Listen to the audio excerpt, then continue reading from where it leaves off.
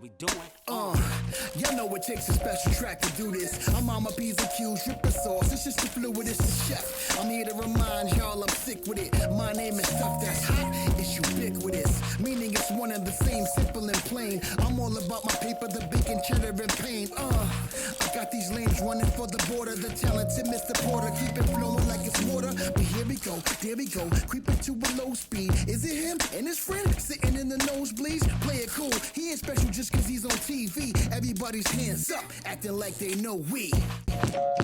Welcome to another episode of the Taste Music Here Food Podcast Show. I am your host, Ed Porter. This is the place for food, music, and culture and how they all connect. Today, we have some very special guests with an S in the building tonight. This is, it's a very, I like when things come together like super duper organically and natural, and how this all happened, the connection between myself and these two gentlemen was exactly that. So before we get started, I'm going to attempt to pay these gentlemen the proper flowers they deserve by this intro. So here we go. Where the streets meet the skillet and culture gets cooked low and slow, today's guests are stirring the pot in all the right ways. What started as a wedding favor became a bold brand that's now rewriting the rules of spice. A chef with punk rock roots and a fine dining backbone linked up with longtime friend and fellow flavor fanatic to bring us Here's the Deal Spice Company, where they are blending heritage, heat, and hustle straight out of Minnesota. From their crowd favorite 127 blend to a Midwest remix of Japanese togarashi, they're creating flavors that speak volumes, and community is always the main ingredient. Let's turn up the heat with the duo behind one of the most exciting spice movements in the game, Mr. Tom Dokman and Rehschuh. Yes, sir. Okay, so you guys are a super duper cool spice company. And I know that's kind of weird saying from Minnesota and spice, the two are like oxymorons, right, because everybody knows that it's usually ketchup is spicy. Yeah. Unfortunately. Unfortunately it is. But, and here's the thing. So I was a fan of you guys before I met you guys. So we had ongoing jokes about how much of you guys spices I have in my pantry.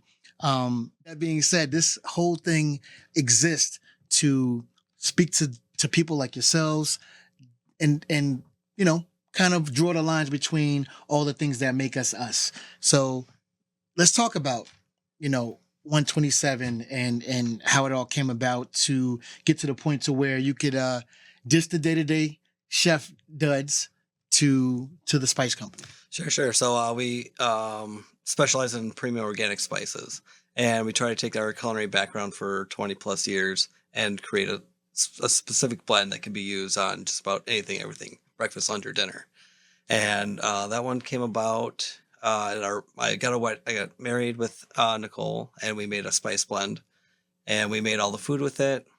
We also gave little favors away for everybody, and you know, they all came there to support us, and we, you know, gave them a little something to take home and enjoy more of our celebration together. And people wanted more and more and more. And I was one of those. Yeah. I was like, hey, what is this? I mean, any more? And we realized that, you know, there was something special about it. There's something more in depth and a higher education than just cooking. You know, like in my culinary background, I've never been taught about spices and the different flavor profiles or how good it can actually be. Right. And working throughout my career, doing different things with barbecue, doing different things with hotline or meat department, certain kinds of pressed meats, and the whole development of that. I just started writing down a bunch of recipes, things that I learned, things that I didn't know about, and then things that actually came to the plate to serve people, and people loved it, and how much they just enjoyed their moment or their celebration that they were at the restaurant with. And then we kept building 127 in the background, and realized there was a plateau in the career, and jumped ship and opened the spice company. There you go. Just off of one blend. That You only listen. You only have to be right once. That's what a lot of people understand. You have to be just one time. Just one time. And then, so tell me about you guys. How far you guys go back, and what made this a journey that you had to get your guy Sure. on board with you. Yeah, I mean, we worked at Travail together. I started there in 2012, I think, right around there. Okay. And I think Tom started probably like 2014. End of 2014, 2015. Yeah. Yeah, and kind of like grew a relationship there. It was kind of a cutthroat type of kitchen, so you didn't really get to like really build too many friendships. It was just more of work straight up. Right. And yeah, just kind of throughout the years, just kind of kept in touch. And then he started the company up, and he's like, "Hey, if you ever want to help out or anything," and here we are today. So There you go. yeah, just keep on rolling, making good stuff. So when the idea hatched, so you knew you had something with 127. That's the day that you got married. That's the day you got January married, 27th. which is super cool. When you knew you had something, but then it had to come into play. Okay, like, is this gonna play in Minnesota? Right. So not that this is home base, so we got to kick it off here. Sure. Right? So how do we make these things approachable? Because I can tell you as a chef that opened up a restaurant here I'm from New York, those conversations were had when we developed menus. Like, okay, there's certain things we can do, certain things we can't do, and certain things we have to do. And in order to make things as approachable as possible, we tone down on some things and balance is key. But did that come into play at all? Yes and no. So I think with the 127, it was like a pretty big base of key flavors and also things that really been blended into like my childhood and growing up. And I got grandparents were 100% Irish, 100% Italian, and then like Polish and Croatian. So there was always these flavors that were always in our kitchens at all times. And it has like a little interesting kind of like a Italian blend backer to it. So the herbs that are in there are rosemary, basil, thyme, and then those help kind of comfort out the savoriness. Gotcha. Yeah, so it's a really nice comfort blend. And that's the first one that I tried, and that was the gateway for me. So like like I tried that. I'm like, okay, let's get. Well, the no-brainers are all the straight spices. So like, okay, yeah. Get the cinnamon, and okay, this is really good cinnamon. But the blends, I think, are super cool because they are, again, straightforward, but they're the best of what you can get, and they're interchangeable. I think that's the coolest thing about them. So like even the novice could use that as Exactly. period or as a base and then build upon that too. Yeah. So And that's how we like to kind of sell it too. Absolutely. Like as far as, how am I going to use this when I get home? Everybody that comes up and buys a spice is like, what am I going to do with this? And it's that's our job, is to make it easy for you and like really like give you something that you can just catapult off of. Yeah, If very it's cool. just that, then it's great. But if you want to, add more and more, then, absolutely. yeah, it just keeps on getting better. So Okay, cool. Yeah. So we're gonna play a little game. Oh, great. All right. So we're gonna play a little game that we call here. One's gotta go. Sure. Very simple. I'm gonna ask you give you a couple of options, and you have to eliminate one forever. One's gotta go bye-bye. I can do that. You ready? I You guys ready for that? Yeah, let's go. All right, cool. All right, so here is one's gotta go. All right.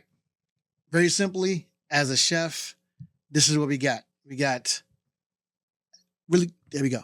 Salt, heat, acid, fat. One's gotta go. Fat. Fat. Is that, are you talking spices? Are you talking I'm just food? talking period. If you had to cannibalize one of these things from cooking from here to Oh, eternity, yeah, you're gonna not you no. kill the That was a the vehicle horrible for flavor. answer. Okay. All right. So I wasn't clear. Yeah. okay. No. One's gotta go. Which one? And you both get an option. Sure. So I'll take salt we'll take salt. for sure. Okay. That's what I was leaning towards as well. Okay. You can get that. Yeah.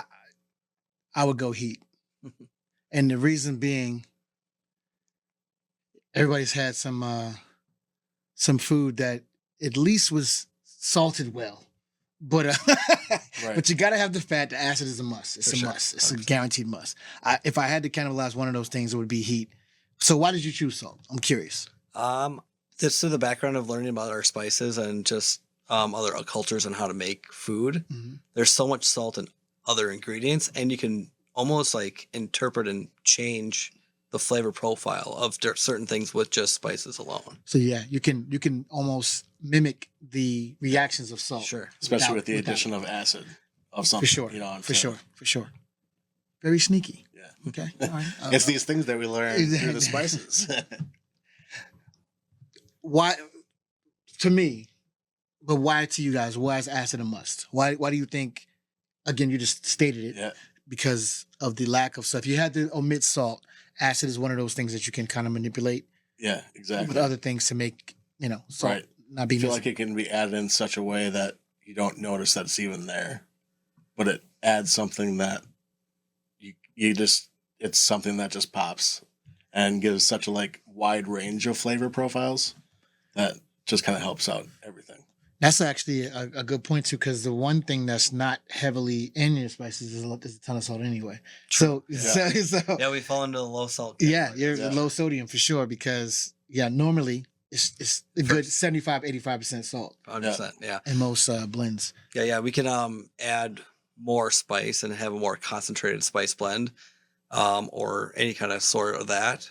But everybody has salt at home. They have sea salt. They have kosher salt. You can do lime juice. You can do soy sauce. You can do Worcestershire. You can do hot sauce. There's so many things or cheese. They all add a salt content to it. Where, let that be up to the provider who's making their food for their family. Absolutely. So, like we talked about, I think food and music are usually paired together like seamlessly all the time. There's always, you go to any restaurant from here to Timbuktu, and there's something playing because it gets weird when people have to hear their own thoughts. That's just what it 100%. is, right? It can So- make it or break. Yeah. Any night, that's for sure. It damn sure can. So, speak to me about in your guys' life, what is the playlist that is going on to do your daily things? Like, so when you're in the kitchen, you're creating spices, is there a specific playlist? Does it go with the flavors of the blends you're making? Are we raging when we doing something That's a spicy? good Or what? question. I'm just saying, and like for me, music is the ultimate mood shifter. For whatever you want to feel like, there's a song to go with it, and a food usually too. So For sure. I know sometimes we'll do, if we're like doing a catering, or if they're doing the 127, we'll do like Italian podcast music, or Italian cooking, I think it's called. The Hey Mambo. Yeah. That sounds Okay. pretty good in the background. But I don't specialize in a lot of Yeah. music. Ross is my music guy. He does all the music, does the speaker, puts in the right place, makes There sure we go. everything hits. you got to hit. Okay. It's Yeah. a vibe, so Yeah. So, I mean, usually like day to day in the kitchen. So it just kind of depends, you feel different vibes, different days. So, whether it's like a cool coffee house playlist one day, or raging out to 90s like club hits. Okay. Like literally 3 days ago, it's like, let's just blast it. And we were the only two in the kitchen, just really like getting a good kind of groove and vibe of just the whole thing. So, Okay, Ross. If you could pair one of the blends with a song or an album, what would it be?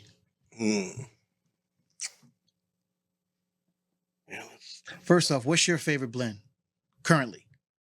I know it's like Favorite picking a child. I get it. We all have our favorites though. I would probably go with either the taco. No, either. It's one. All right. So, all right. It's like picking a child. Yeah, I You know, get it. I get it. it's We difficult. won't tell anybody, just the rest of these people. Yeah, I got to go with taco. It's so we created that one really with like basic roots kind of tied with it. Like, Okay. what would they do where tacos were originated? Like, mortar and pestle type of that type of like getting down to the roots of it. And so we, sourced a special grinder that took 1.5 years to get here from Denmark, and,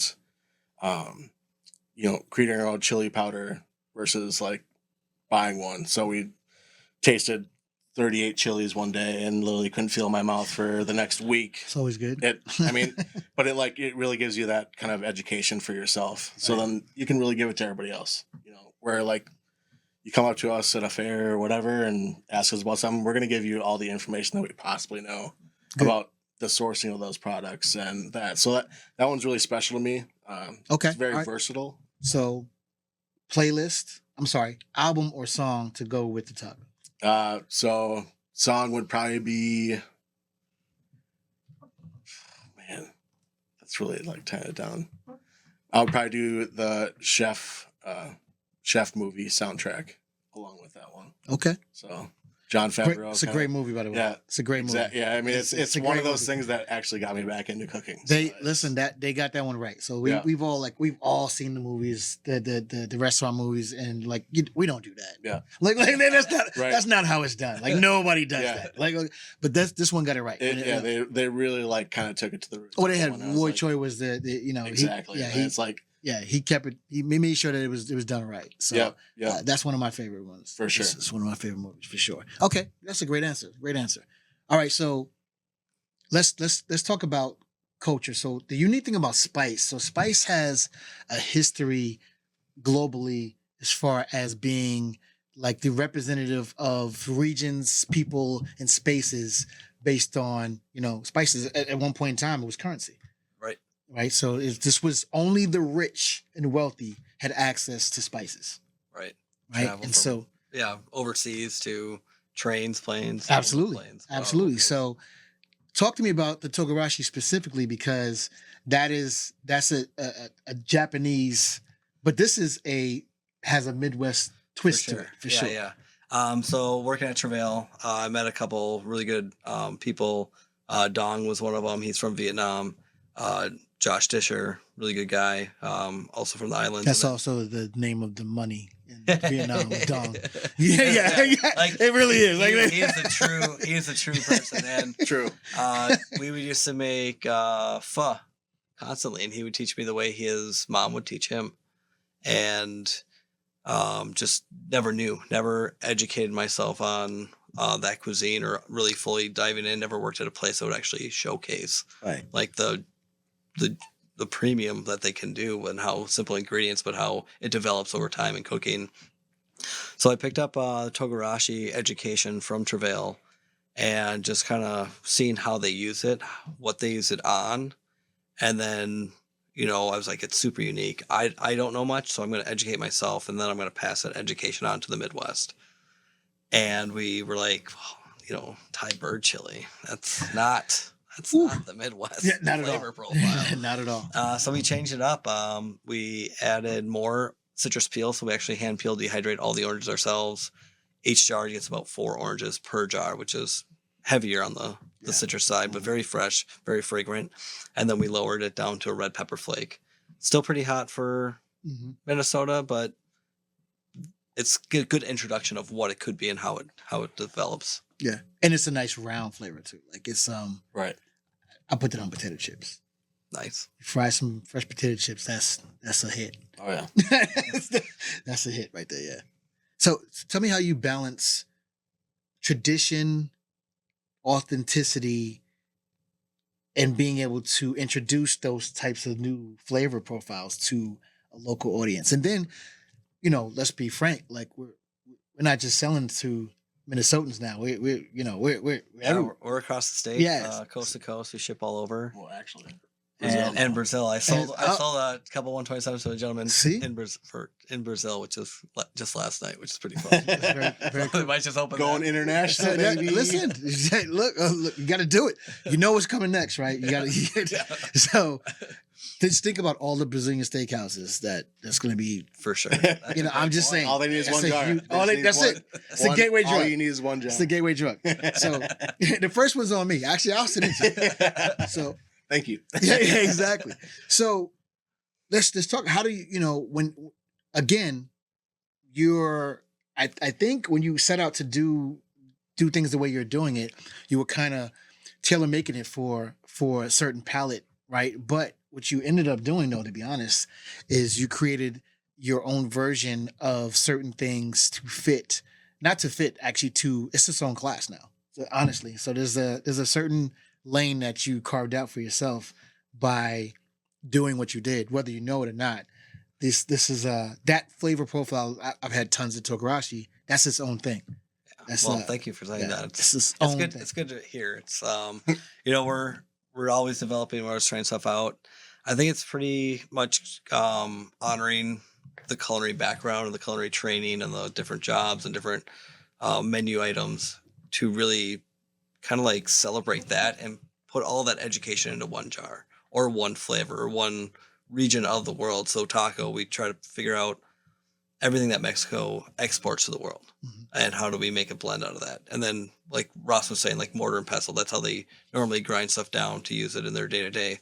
And that grinder that we bought is the closest thing that we can do it. Very traditional. Right. It's pretty No much donkey in the back with a well, big stone. More like my shoulders burning. we hand ground the first 100 pounds, and It's crazy. that was the last time. It's free gym. Yeah. Free gym. Yeah, truly. Yeah. All right, so we earned our stripes for that. absolutely. So in essence, you put not only the knowledge base of in reverence for the spices and the cultures, but also all your experience is in each bottle. Yeah. Pretty much. 100%. And I like to say that It's a good melding of. oh, absolutely. In my humble opinion, I believe that so food and music, first off, are the two easiest ways to immerse yourself in any culture. But I believe that they're going to be the catalyst or the vehicles to end all of the biases that we have in the world. Because in my personal belief, if you have a reverence for the art and then you have a reverence for the people, it's hard for biases to live in that realm. True. You know what I'm saying? So you doing all the studying you did for like the taco slice. Yeah.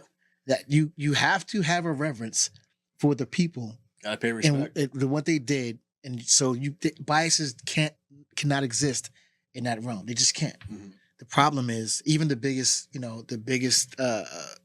fascists in the world, 2 times of the day that they're not thinking about segregation is usually with their stomach and with their ears, right? So they eat food from all over the world, but they just don't have a reverence or tie it to an actual person when they're eating these things. And so this is actually a good education to enter a culture, and it's the gateway drug again. I think you go down the rabbit hole when like, you know what, let me look at Tagarashis and what they're typically used and what they are and all the different things. And I think it's a cool thing that you can give all of that info and knowledge in just a small bottle. And that's so cool. You guys are chefs, so let's talk about let's give the pink elephant a name in the room. Okay, give me you guys' absolute worst shift day. When did that like? Okay, you know what? This is something. We all have them. I could fill this room. I could fill this building up with stories right now. Yeah, exactly. Give me what is the absolute worst day that you've had on the line? What does that look like? You can leave names out if you want to. I personally don't give a damn. Well, I think I'll take this one because I almost went to the hospital. Working at Travail, working meat department and also hotline at the same time. So at the beginning of the shift, throughout the prep, we're downstairs and we come upstairs to then work a station and kind of entertain everybody. And I didn't know this at the time, but I was allergic to shellfish. I've had shellfish. I've had shellfish in the past. I've had all the soft shell crab, sandwiches. I've had the lobster. I've had the oysters, mussels, my favorite. And something changed somewhere in my lifestyle and or whatever. And I opened a freezer door to grab out the lobster bowl, and instantly lost all my motor skills. Started sweating. Couldn't talk, couldn't explain what was going on. Getting just pouring out sweat, and I had to leave the hotline abandoned and tapped the owner and said, "Gotta go." And I was in the dish pit, on the ground, wondering what's gonna happen next. Right. And I got some Benadryl and went back to work about 2 hours later. Yeah, because you're a masochist. That's what we do. Why not? Yeah. I listen. I get it. So okay, because I've done this before too. When's the next time you tried to eat shellfish? You tried to do it again. You did. You're lying. You did. Not you that time. Not that the time before. I ate at Crave and I had salmon with roe on top. Okay. And I believe that night I had a seizure and passed out in the bathroom. Oh, so yeah. And then I went back to Crave the next day and ate it without the fish eggs, and I was fine. So I gave it about 24 hours. Really rolling the dice there. Yeah. I was like, it had to be the fish eggs. The only thing that I have. If it wasn't the roe, then all right. So it's not just shellfish. Like I think there's it's also finfish and swimming fish, I guess. Damn. Yeah, so I narrow mine down through trial and error because I'm a smart guy. Down to crustaceans. Yeah, so I can eat mussels, clams, oysters. I can do those all day. But shrimp, lobster, scallops, crab, and undercooked eggplant has the same effect. Oh, boy. Actually, how I know that one has the same effect. And yeah, I'm talking like Will Smith and Hitch. Like, it's bad. Like, there's death on the other side of that. How about yourself, Russ? What's the? I mean, obviously nothing is traumatized. Yeah. I mean, you should have went for Almost dying. Yeah. Oh no, but he just chucked some Benadryl and went back to work. I was still prepping. It's fine. No big deal. I mean, yeah, it's kind of hard to like narrow down one specific, but you can. There was a night where it was kind of a ticket-centric type of situation, and the ticket printer would not stop. It's a nice way to say ticket-centric. And I think at one point it was like 60 untouched tickets that were just there, and it was just kind of a nightmare situation, just drowning in prep, having to prep in the basement, when everything was running out. So, yeah, I mean, Is there a greater feeling than the last ticket, like especially in a night like that? I don't care how long it took to get there. There's no greater feeling. Well, yeah, that's the whole thing, like persevering and like literally like pushing through, like I am not going to stop. Similar to Tom taking his Benadryl, like it's the mentality that we have of we're not going to finish until the job's done. Yeah. Or, at least completed to what we think it is. But yeah, those nights where it's like you're pouring that first beer for yourself after your shift and just can reflect. It's like, yeah, it's insane. So man. that is the one part of the business that no cooking show has grasped. Like there's this the grind. Yeah, it's just the grind. That grind. But here's the other thing: the muster, the gall to come back tomorrow and do that same shit all over again. Yeah, it's almost addicting. It is. You're like, yeah, I can do this. Yeah, I'm going to prove to you I can do this. And I'm going to. Yeah, and I don't need sleep. Yeah, I don't need sleep. Yeah, I don't need sleep. I'm gonna live off of now iced coffee, cause just cold coffee. Yeah. And deli cup after deli cup of coffee, and then whatever I can get close to the Runs soda to machine. Walgreens across the street. Absolutely, that's the It takes a special. I always say it takes a special type of person to do what it is that we do, and to keep doing it. And it's a game of golf. I said to myself, like, I always look after it though. Like when it was happening, I never thought about this shit. But the fact of I was just trying to one up myself every day, like especially after the hard days. Yeah. Like I want to turn this hard day into a good day. Yeah, you have the worst prep day of your life. You're like, absolutely. That's not going to happen today. I'll take this. Check this shit out. So this must have happened. I want to say 97.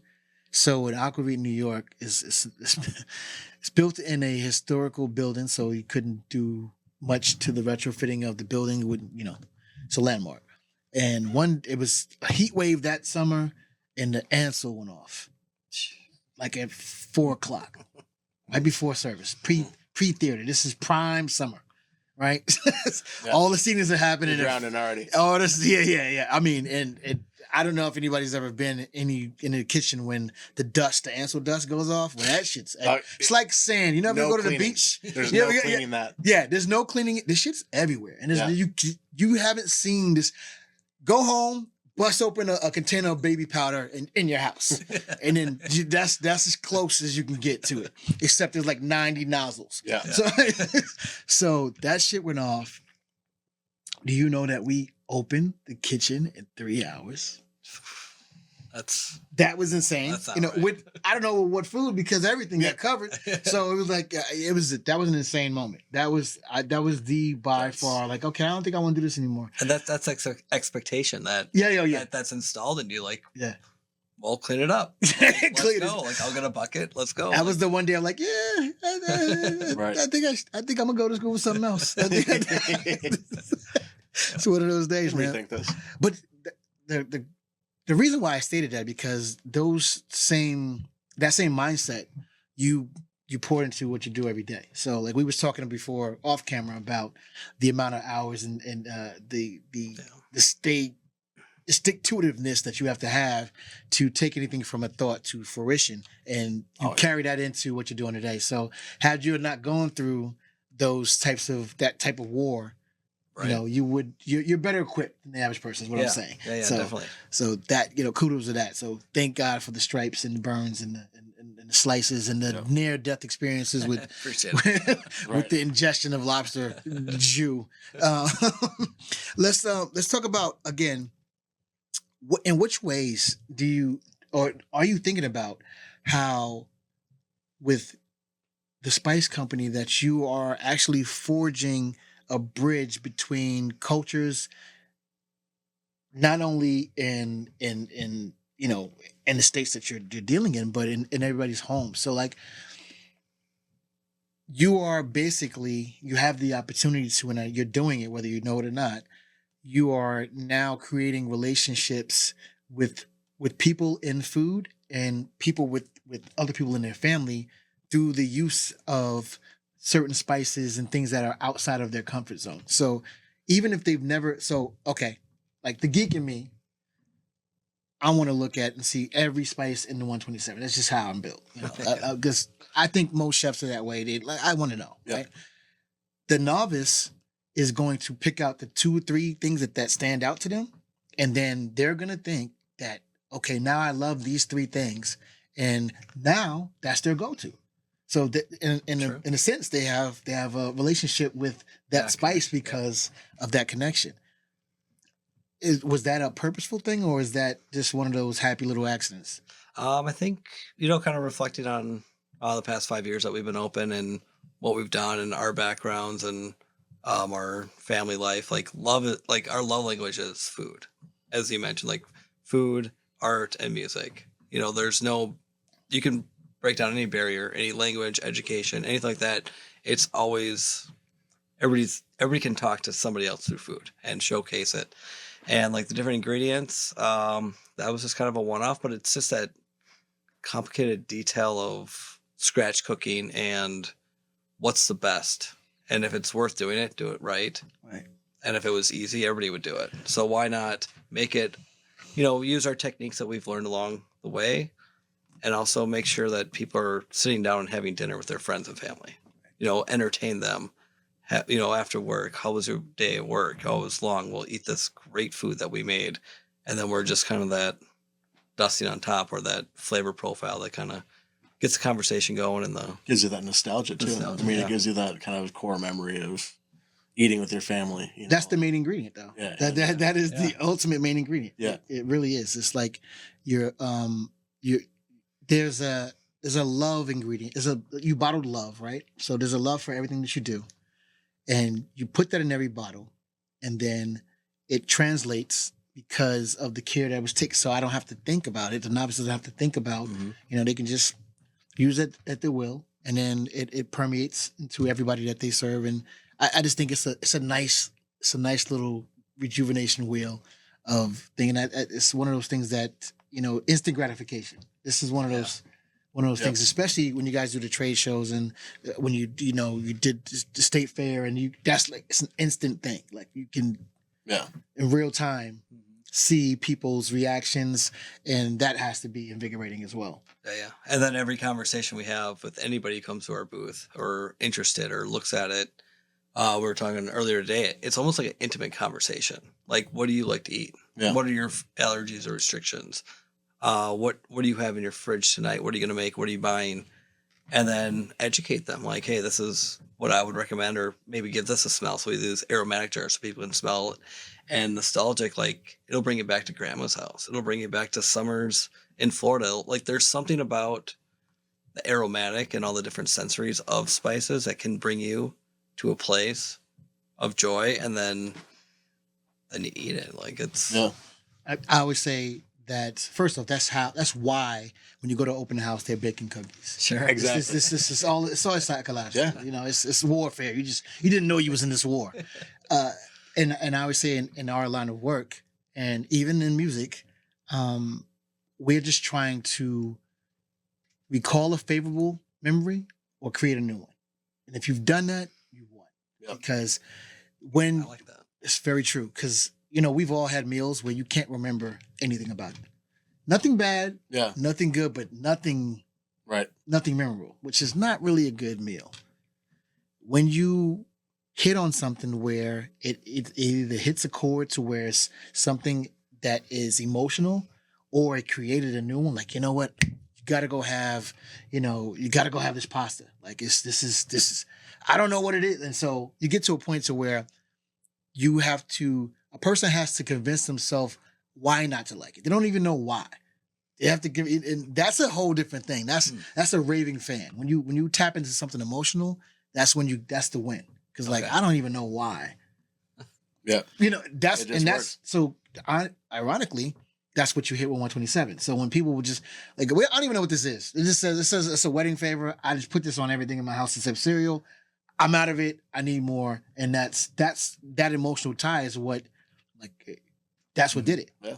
And so, yeah, that's the win. I think that's the ultimate win. All right. This entire venture for you, where you are versus where you started, and then where you're trying to go. What do you think? What does the future look like for Here's the deal. Well, I can start and you can jump in. Yeah. Started with just trying to figure out our own company, still involved in food, still being able to make food at home and educate. Like we're now out of the back of the kitchen. I can be in front of people. I'm now like the server. I'm now the presenter of what you can do and how to do it, and kind of teach people different preparations, techniques. And then what was I going to say with that? Just kind of like we started with 4 spices. Started at this large trade show. Thought we were going to make it big. No one's ever heard of us. Started moving along that way, doing some farmers markets. COVID hit, shut us down. But we got picked up by a couple key factors along the way that actually helped us build into more of an item that's now featured, never been done before, never really been showcased in this direction, and really believed in what we were doing. Then hanging out with Ross during COVID, and we wouldn't be here today without Ross. Like he knows food, he knows flavor, he knows education, he knows how to read people, he knows everything, and he really keeps me in track and in the right lane at the right time. So the company wouldn't be where it was without Ross, that's for sure. Thank you. Definitely helps me zero in on different flavor profiles. Does that make sense? How much are we going to put in there? Well, does it need to be in there? Or do you just need to put it in there? Right. Like, Self-editing. Yeah. I've learned that self-editing. Bro, listen, that is the most important thing. It's incredible. That is a great factor. When I was making this album behind me, we had a meeting, and the meeting was about unnecessary ingredients. Like, so no unnecessary ingredients, and that includes people, places, and things. If it doesn't belong, don't put it in. And that self-editing is probably the most important thing. It's difficult. Yes. Even for myself. I mean, but I at least become aware and like trying to like, especially with the spices. I mean, Yeah. it's hard not to put 35 ingredients in a spice. Yeah, because you can, because it's at your fingertips. It's like, it's all here. I'm looking throw at some of this, throw some of that, throw some of this, and it's like, well, hold on. Restraint. Yeah, restraint. exactly. So the skill set is in the restraint. Knowledge is knowing that a tomato is a fruit. Wisdom is knowing not to put it in a fruit salad. But at the end of the day, I think the best things we've ever had in life. Think about the single best things you've ever had in life. 5 ingredients or less. Yep. Like literally the best things are super simple. It's just the best of those 5 ingredients. Yep. And then of course, knowledge of preparation. So if that could be another ingredient, I get it. I'll let it fly. But and then when there is ingredients, if you have something that's in there that's more than that, there's reasons for it. So there's like everybody's playing a supporting role. And sometimes the star is not the star. We've all had dishes or made dishes where like typically people think that the protein is the star. We made this, it's not even about the protein at all. Like that's just a carrier. Like, Exactly. Period. It's really about that sauce. And if you take that sauce out, the dish is a dud. So, and that's try the sauce, please. Try the sauce. Yeah, like I drink this every Why day. are You you have leaving no that? idea. This is like a 16-hour demi in it. You have no idea. This is what it's about. So Yep.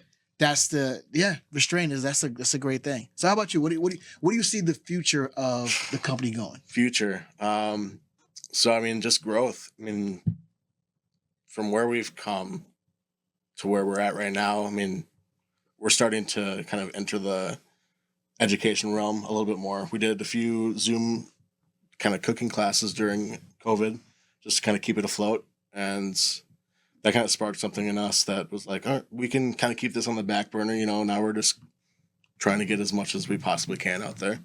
But now that we're kind of growing into that 5 years, it's kind of morphing into an education while providing just kind of, like you said, like a culture. Like it really kind of gives. Absolutely. We're trying to just get the best possible products out to people. Just to give it a whirl, try it out for yourself, then you can decide. Absolutely. We believe kind of has the sky's the limit for us. So, yeah, I mean, kind of taking over that education type of realm and hopefully someday a brick and mortar, and then we can do our own thing. And Absolutely. So I'm going to put this, and you guys haven't said it, but I'm going to say it for you. So if you were to go out and to single-handedly buy all the spices that are in the 127 blend, you'd go broke.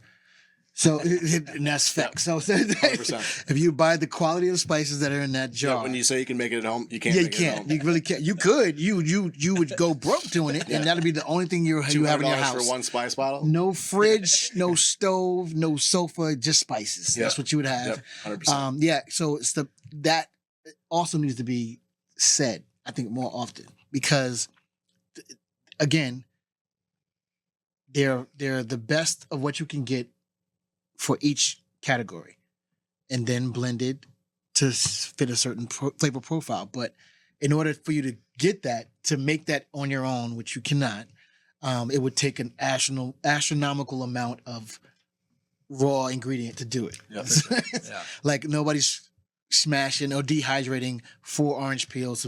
That's not happening. Nobody's doing that. It's just, the level, the barrier to entry is high, is what I really want to say. Yeah. So kudos to that. All right. Before I let you guys go, we're going to play another little game just because. I feel like we're a little bit more ready for it on this time. I think so. I think this one, you know you can't. the rules?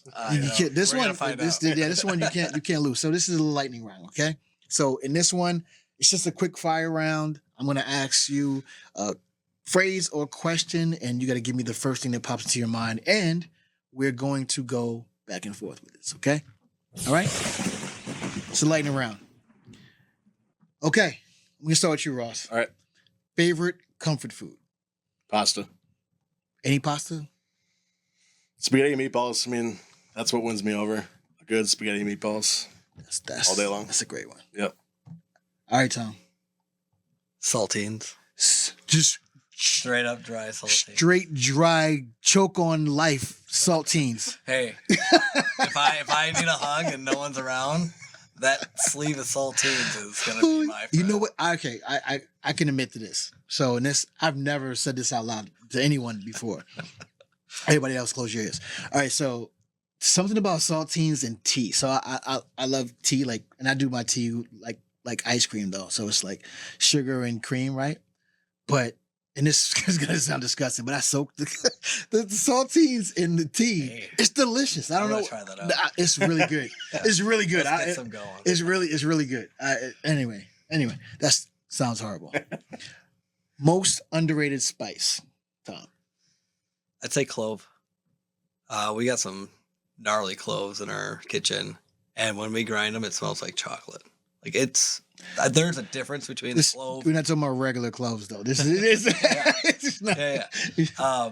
There's a difference between the clove that you grew up with that made you have heartburn and made you dizzy and made you disgusted. We have some really high end cloves, and they're very underrated. I wish I could use them more. cloves. I'm gonna go with garlic. So fresh garlic obviously is like number one. Like that's can't use that. Can't replace anything. But really trying the high kind of level of quality for our roasted garlic especially, but our minced garlic is a great substitute, I would say, Okay. if you're in a pinch. Okay. Dream dinner guest. Dead or Dead or alive? alive. Okay.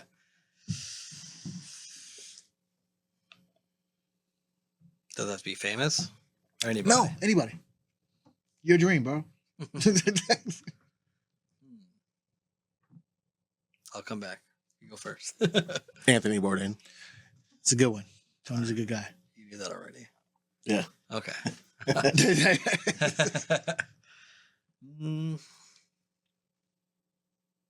I'd probably sit down with Marcus Samuelson. Okay. We can make that happen. Yeah. Yeah, It's a I good remember dinner getting guest. his book and first into culinary.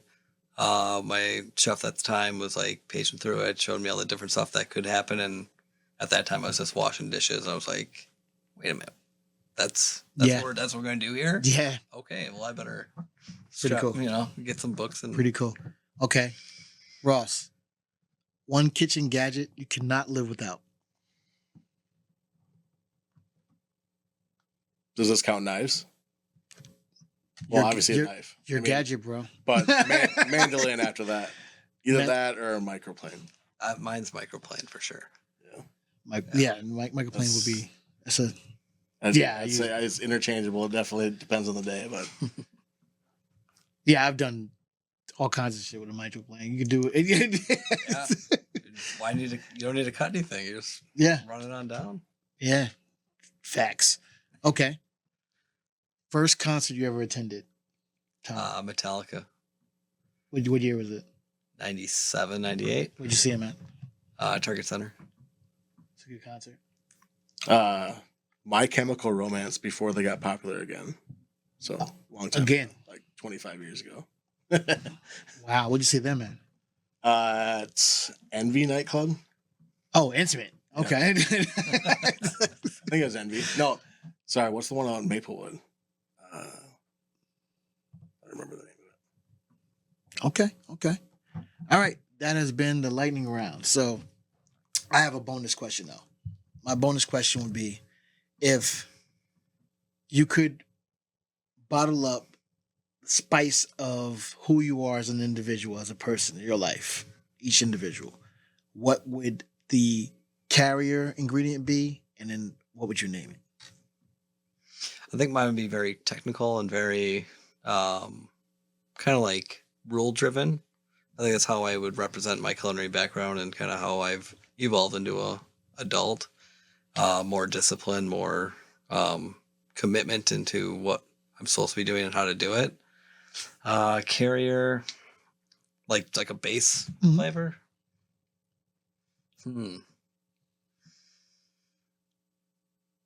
I kind of like the chili powder that we're making right now. There's 9 different chilies in it, so it's complex, but they all work together. But there's different. They do different things at different times. The name of it, Tom's Blend. Tom's Blend works. Big Papa.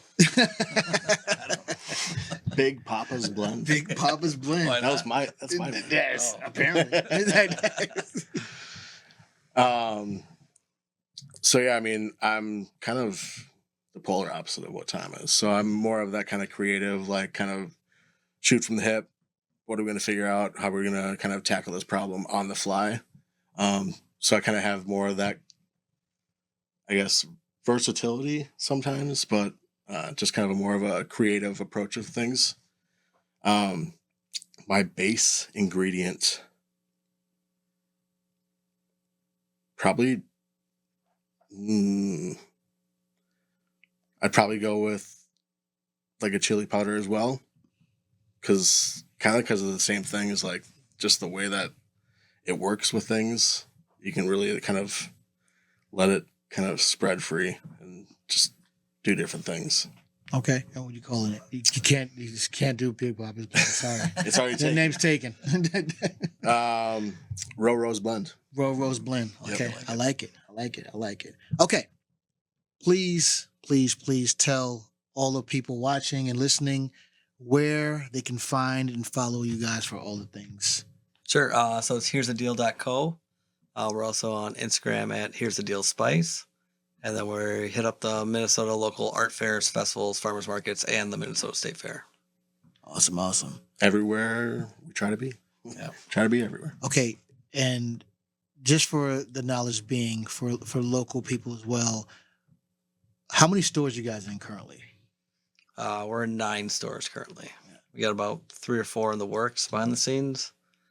But landed 9. We had a few before, but they kind of moved different directions. Got you. And what stores are they? Oh boy. We got the Argonne Moose up in Hugo. We got Nicolette's Macaroons. Nicolette Macaroons. Grocer's Table. You want to take this? No, you deliver to them. Westside Wines in St. Louis Park.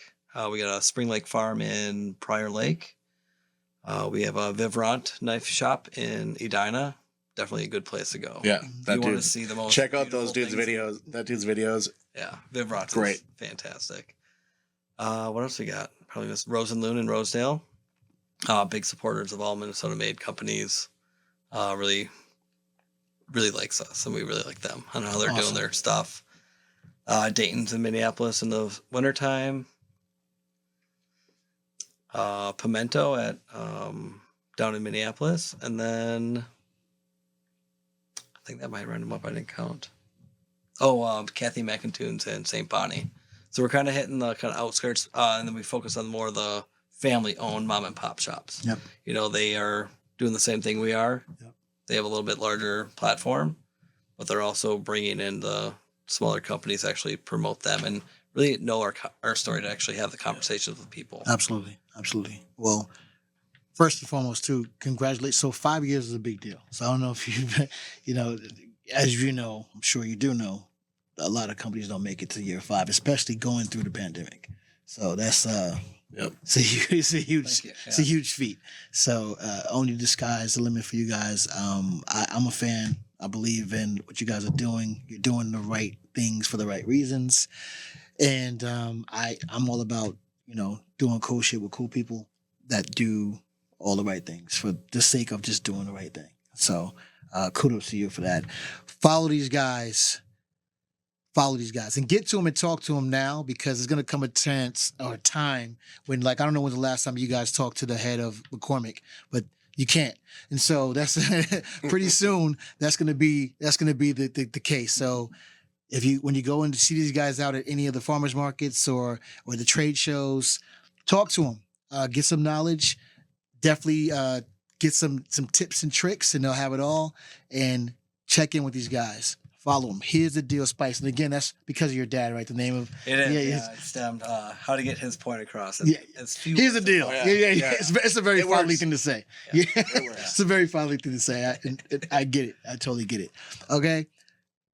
Again, this has been the Taste Music Here Food Podcast Show. I'm your host, Ed Porter. Until next time, take care.